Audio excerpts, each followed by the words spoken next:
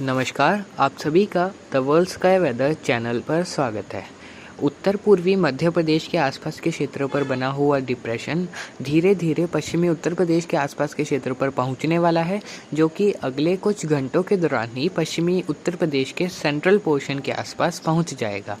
इस सिस्टम के प्रभाव से उत्तर प्रदेश, पूर्वी हरियाणा, दिल्ली, उत्तर पूर्वी राजस्थान और उत्तर पश्चिमी मध्य प्रदेश के कई इलाकों में अगले 24 से 48 घंटों के दौरान भारी से अति भारी बारिश का दौर देखने को मिलेगा, जिसके बारे में इस वीडियो में जानकारी देंगे। वहीं इस वीडियो में मुख्य जानकारी उस सिस्टम की दी जाएगी जो कि टाइफून यागी का रेमनेंट होगा, जो कि अगले 24 से 48 घंटों के दौरान ही सक्रिय होते हुए देश के कई राज्यों में बारिश की गतिविधियों को एक बार फिर से बढ़ाने में मदद करेगा।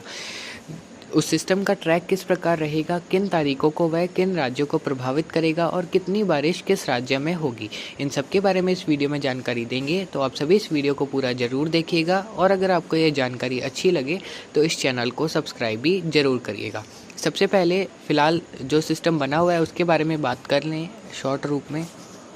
तो डिप्रेशन के प्रभाव से अगले 24 से 48 घंटों के दौरान उत्तर प्रदेश के संपूर्ण पश्चिमी भागों मेरठ, मुजफ्फरनगर, शामली, बागपत, बुलंदशहर और आसपास के क्षेत्रों से लगाकर कानपुर, वहीं पूर्वी हरियाणा के रोहतक, पानीपत, सोनीपत, दिल्ली के अधिकांश भागों, महेंद्रगढ़, नारनौल के कई इलाकों में मूसलाधार बारिश होने की संभावनाएं हैं। हरियाणा के सेंट्रल से पश्चिमी भागों में भी सिस्टम के आउटर बैंड की वजह से कुछ स्थानों पर बारिश की गतिविधियां अच्छी खासी होने की संभावनाएं हैं। भिवानी में भी बारिश की गतिविधियां अगले 24 घंटों के दौरान दर्ज हो सकती है। इसके अलावा अगले 24 घंटों के दौरान राजस्थान के जयपुर, भरतपुर संभाग के भी अधिकांश भागों में मूसलाधार बारिश होने की संभावनाएं बन सकती है इस सिस्टम के प्रभाव से। वहीं अगले सिस्टम के ट्रैक की बात की जाए तो पहले उसकी इंटेंसिटी की बात करें तो वह सिस्टम अभी उत्तर पूर्वी भारत के आसपास के क्षेत्र, वहीं उत्तरी बंगाल की खाड़ी के आसपास ऐसा लो प्रेशर एरिया स्थित है, जो कि अगले 24 घंटों के दौरान और पश्चिम की तरफ बढ़ते हुए बांग्लादेश और उससे सटे पश्चिम बंगाल के आसपास के क्षेत्रों पर 12-13 सितंबर के मिले जुले समय में और इंटेंसिफाई होते हुए well mark low pressure area बनने की संभावनाएं है। उसके बाद यह धीरे धीरे पश्चिम बंगाल के अंदरूनी भागों के आसपास पहुंचेगा, तो उस समय इस सिस्टम के डिप्रेशन की कैटेगरी में जाने की भी संभावनाएं रहेंगी, जिसमें कुछ संभावनाएं इसकी डीप डिप्रेशन में भी बदलने की रहेगी, जिसकी वजह से आपको स्क्रीन पर डीप डिप्रेशन पश्चिम बंगाल के आसपास के क्षेत्रों पर शो हो रहा होगा। हालांकि इस सिस्टम की डिप्रेशन तक जाने की संभावनाएं अच्छी खासी है, डीप डिप्रेशन की भी कुछ संभावनाएं रहेंगी और यह पश्चिम बंगाल के अंदरूनी भागों पर लगभग 13 सितंबर के आसपास पहुंच सकता है। उसके बाद 14 सितंबर को यह सिस्टम झारखंड के सेंट्रल पोर्शन से होते हुए यानी कि रांची और आसपास के क्षेत्रों से 13 सितंबर को यह सिस्टम और देश के अंदरूनी भागों के आसपास पहुंचेगा और उसके बाद यह सिस्टम लगभग 14 सितंबर की दोपहर तक उत्तर पूर्वी मध्य प्रदेश और दक्षिणी उत्तर प्रदेश के आसपास के क्षेत्रों पर पहुंच जाएगा, जिसमें जो प्रयागराज के दक्षिणी भाग होंगे और वाराणसी के भी दक्षिणी भागों से लगाकर यह सिस्टम उत्तर पूर्वी मध्य प्रदेश के रीवा के आसपास के क्षेत्रों पर सिंगरौली से लगाकर लगभग 14 सितंबर की दोपहर के आसपास पहुंचने की संभावनाएं इस सिस्टम की रहेगी और यह सिस्टम 14-15 सितंबर को इसी क्षेत्र के आसपास बना रह सकता है। उसके बाद यह सिस्टम 16 सितंबर को पश्चिम मध्य प्रदेश के आसपास के क्षेत्र यानी कि भोपाल के उत्तरी भागों और गुना के आसपास के क्षेत्रों से और आगे बढ़ने की संभावना है इसकी 16-17 सितंबर के आसपास रहेगी। 18 सितंबर को यह सिस्टम राजस्थान के कोटा, भरतपुर संभाग के क्षेत्रों से राजस्थान में भी प्रवेश करने की संभावनाएं अच्छी खासी है। इसमें कोटा, झालावाड़ के उत्तरी भागों और सवाई माधोपुर के आसपास के क्षेत्रों से यह राजस्थान में भी प्रवेश कर सकता है लगभग 18 सितंबर के आसपास। उसके बाद यह सिस्टम थोड़ा राजस्थान के सेंट्रल पोर्शन तक भी जाने के चांसेस 19 सितंबर के आसपास इस सिस्टम के रहेंगे। कुछ इस प्रकार ट्रैक था जिसमें यह सिस्टम पश्चिम बंगाल से होते हुए सेंट्रल झारखंड, उसके अलावा उत्तरी छत्तीसगढ़ और उत्तर पूर्वी मध्य प्रदेश के आसपास के क्षेत्रों से होते हुए मध्य प्रदेश के पश्चिमी भागों के गुना और आसपास के क्षेत्रों से राजस्थान के कोटा, भरतपुर संभाग के क्षेत्रों से एंटर कर सकता है। इस सिस्टम का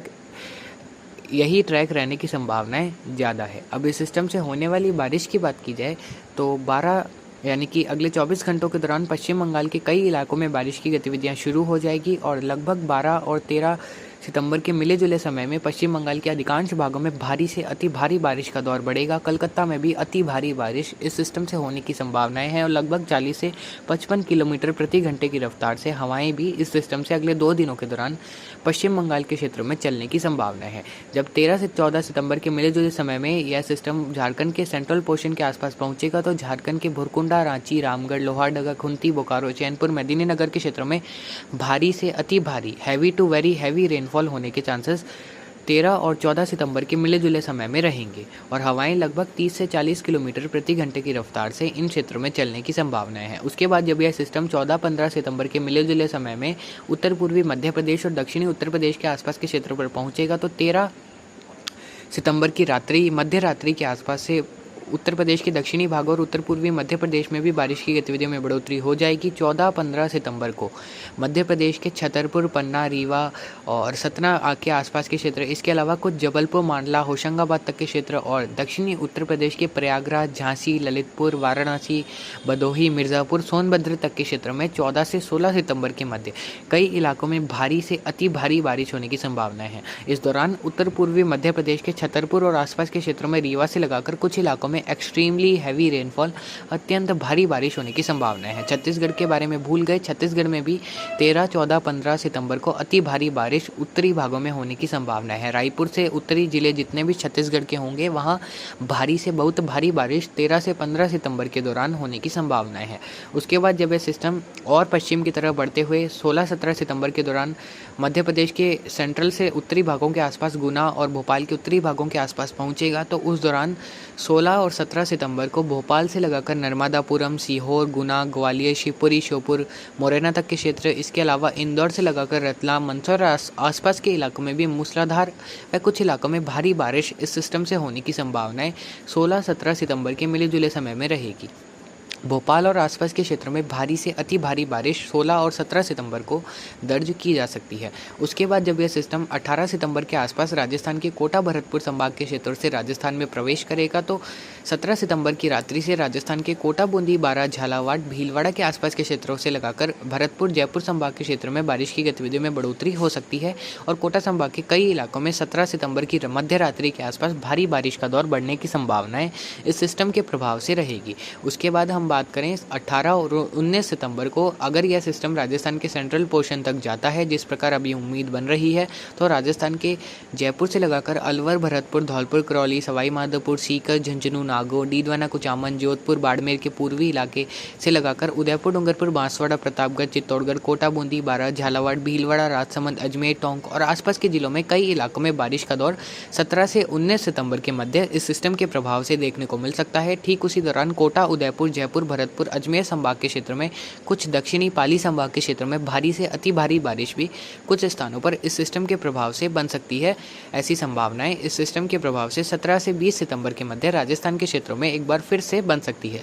जिसके बारे में आपको लगातार आगे जानकारी देते रहेंगे। तो आप सभी को लगभग समझ आ गया होगा कि यह सिस्टम किन तारीखों को, किन राज्यों को कितना प्रभावित करेगा। हमने इस वीडियो में जानकारी ले ली है कि यह सिस्टम झारखंड, पश्चिम बंगाल, उड़ीसा के उत्तरी भागों से लगाकर छत्तीसगढ़, मध्य प्रदेश, दक्षिणी उत्तर प्रदेश, राजस्थान के क्षेत्र को अच्छा खासा प्रभावित करेगा और मानसून का विड्रॉल भी लगभग 20 सितंबर से पहले तो होने की भी संभावना है, किसी भी प्रकार से नहीं नजर आ रही है। और हमने आपको पहले भी बताया था 22 सितंबर से लगाकर 26 सितंबर के मध्य बंगाल की खाड़ी में एक और निम्न दबाव डिप्रेशन बनने की संभावनाएं रहेंगी, जो कि फिर से उत्तर पश्चिमी दिशा का रुख करते हुए झारखंड, बिहार, उत्तर प्रदेश और उत्तर भारत के क्षेत्रों की तरफ जा सकता है। और अगर ऐसा होता है तो मानसून विड्रॉल में थोड़ी और देरी भी हो सकती है। 20 सितंबर के बाद अगर परिस्थितियां मानसून विड्रॉल के लिए अनुकूल लगती है तो आपको इस चैनल के माध्यम से एक अलग कम्युनिटी पोस्ट के माध्यम से जानकारी दी जाएगी, जिसमें आपको जो मानसून विड्रॉल के फैक्टर्स होते हैं उसके बारे में भी जानकारी देंगे और अभी किस प्रकार मानसून विड्रॉल के लिए परिस्थितियाँ आगे दिखाई दे रही है उसके बारे में भी जानकारी देते रहेंगे। इस सिस्टम का पूरा विश्लेषण मेरे द्वारा लगभग किया जा चुका है। तो फिलहाल अभी की अपडेट के लिए इतना ही। नमस्कार, जय हिंद, जय भारत।